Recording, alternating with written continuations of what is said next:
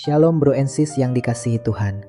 Ketemu lagi sama Bro Theo di Holynesia, channel yang bantu kita naik level iman bareng. Kali ini kita bahas satu perasaan yang paling sering kita alami sebagai manusia ya, kecewa. Ya, kecewa itu kadang bisa sakit banget ya bro and sis. Ketika ada hal atau sikap orang lain yang tidak sesuai dengan harapan kita. Kenapa manusia selalu punya potensi untuk mengecewakan satu sama lain? Karena manusia itu tidak sempurna, tanpa kecuali. Kita semua punya kelemahan, ego, keterbatasan, dan kadang hati yang masih perlu dibentuk Tuhan.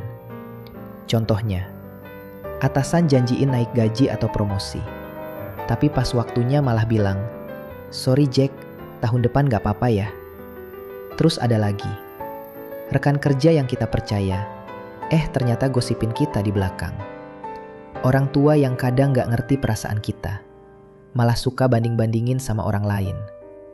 Anak yang kita didik dengan susah payah, tapi malah bandel, ngelawan, dan masa bodoh. Dan yang lebih penting lagi, ternyata kita juga bisa mengecewakan orang lain. Ini dia buat direnungkan. Ya, kadang sengaja, karena marah atau ego. Kadang tidak sengaja, karena lupa, capek, atau emosi. Kita janji tapi gak tepati. Kita bilang available, tapi pas dibutuhkan, kita ngelak. Jadi intinya, manusia mengecewakan manusia itu hal yang sangat normal. Ini bagian dari hidup di dunia yang belum sempurna. Tapi masalah besarnya adalah ini.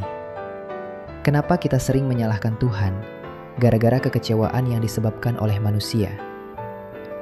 Kok Tuhan izinin bos saya begini? Kenapa Tuhan gak ubah hati anak saya? Tuhan kok diam aja pas sahabat saya hianati saya? Kita marah sama Tuhan, padahal Tuhan bukan pelakunya. Manusialah yang mengecewakan kita. Tuhan malah sering melindungi kita dari yang lebih buruk, atau mau pakai kekecewaan itu untuk mendewasakan kita. Inilah pelajaran pentingnya bro and sis.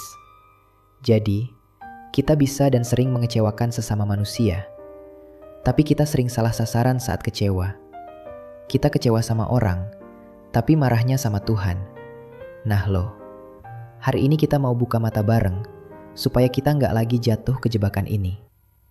Kita sebagai manusia, tidak boleh sampai mengecewakan Tuhan.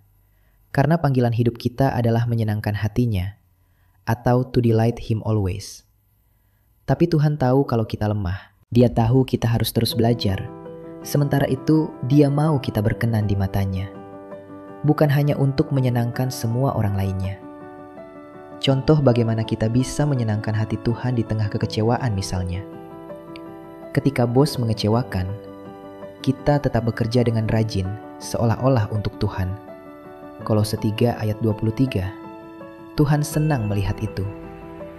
Ketika anak bandel, kita tetap sabar mengasihi sambil berdoa, bukan marah-marah.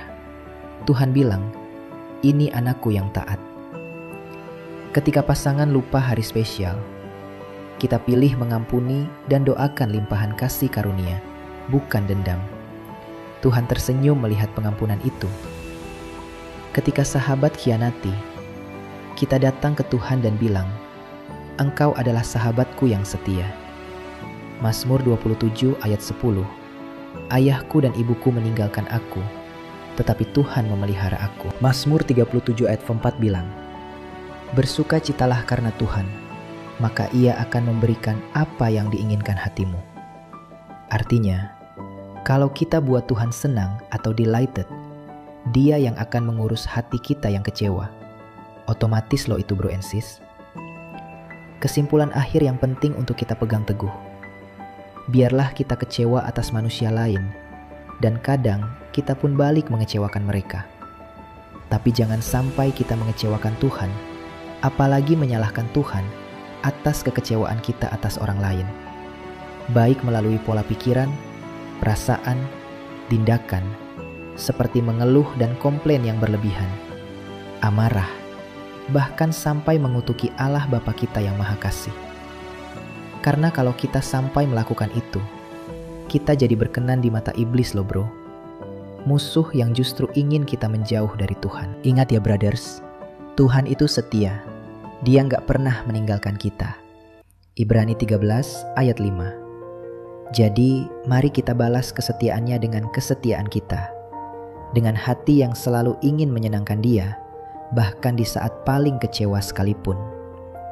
Kalau kamu lagi kecewa berat sekarang, ketik di komentar, "Aku pilih menyenangkan Tuhan, bahkan saat kecewa." Dan share video ini ke orang yang lagi kecewa. Siapa tahu Tuhan pakai kamu untuk menyembuhkan hati mereka. Like kalau pesan ini menyentuh hatimu. Subscribe dan nyalain lonceng biar kita terus belajar firman bareng. Tuhan Yesus memberkati kalian semua. Jangan biarkan kekecewaan manusia mencuri sukacita yang datang dari Tuhan. Stay delighted in Him. Stay blessed. Holynesia. Let's grow in faith and shine bright in Christ. Amin.